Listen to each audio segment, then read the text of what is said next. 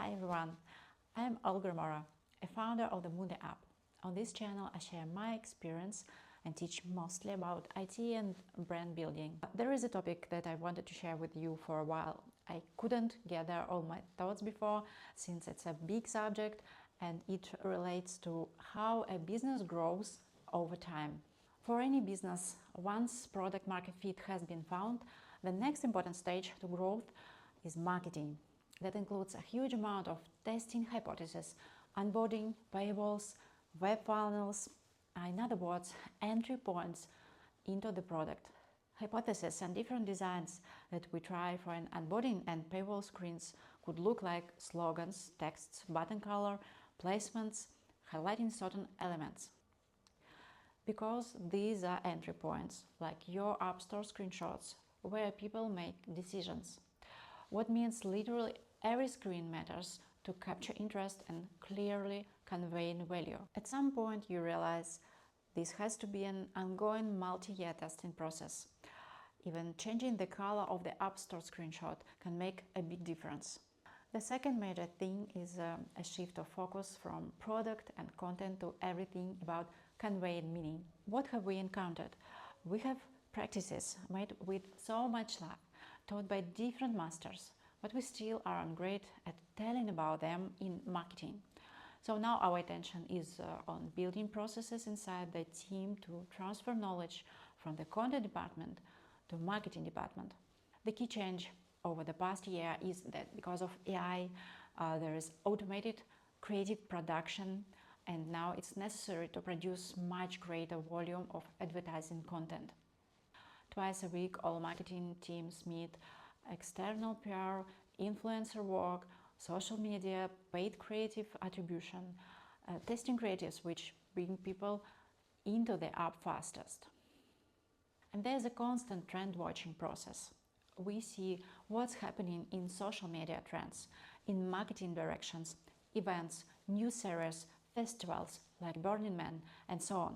And we make timely creative pieces around those trends that highlight our niche. It's essential to build a content plan ahead of time to prepare social event-driven talking points that are relevant to the business, such as films, celebrities, world events. So, for example, we have a calendar with holidays.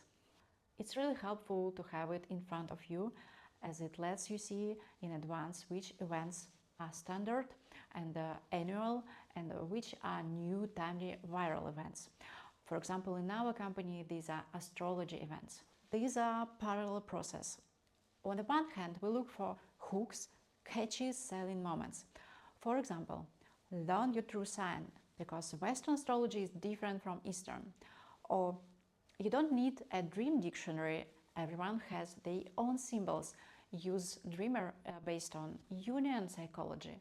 These aspects are tested, and on the other hand, they are adapted to new trends, because in social media marketing every month there are new trends in what videos or styles get ranked higher. So it's a continuous cycle. I'd like to share a bit our experience.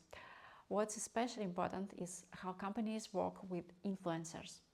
We tested various marketing channels, including SEO through blog content, organic search, and paid traffic. One of the new directions for us was influencer marketing. We tested both micro-influencers and larger bloggers across different niches. Over time, it became clear that not all categories performed equally. For example, tarot readers and artists were generally reluctant to collaborate, so astrologers and lifestyle performed better. Eventually, we realized success depended not only on choosing the right influencers, but also on maintaining a unified brand message. We began launching a single core message once a month. For example, focusing on birth charts or a new feature release. We're ensuring that all communications, ads, influencer content, and organic channels were aligned. This helped avoid mixed messaging and improved brand recognition. Despite some successful cases, influencer marketing overall proved to be less effective than promotion through fan and farm accounts. By fan accounts, I mean pages created by users or product fans who originally share content about the service. Farm accounts refer to networks of managed accounts used to scale content distribution and test growth hypotheses. Right now, AI tools are entering the picture, giving more opportunities to generate such accounts, made specially for the brand, either with real people or avatars. In all this marketing process, it's so important to keep your balance. Believe in what you do, love doing it, have some fire, some guts, because without guts, nothing works. If you make bland, vegetable, creatives, unfocused and dull, then in marketing, unfortunately, the biggest rule is the hook, something that grabs someone in the beginning. If you don't grab them, they just swipe to the next creative. If yours isn't engaging, it won't get views, it won't get organic reach. People won't come to your account out of interest or fun, and they won't learn about your product. What is trend watching? I've already talked a lot about marketing, SMM, working with influencers and farm accounts. Before, the whole marketing team used to spend a week gathering ideas, think how we can adapt our area, our theme to viral trends. Trend watching was a very hands-on process before, as it required manually subscribing to relevant social media channels, so the platform algorithms would surface the right trends in the feed. Today it makes sense to automate this with video concepts and hooks gathered and documented automatically. And I'm sharing this with you. It's not rocket science, it's something every company with social media should do. Only through experimentation will you be able to understand which creative formats work best for you.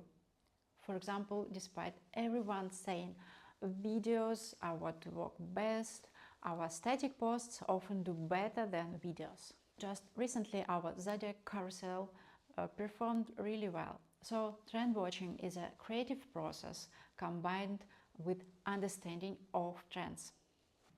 I hope my video was useful to you. I wish you success not only in building your services and finding product market fit, but also in promoting them.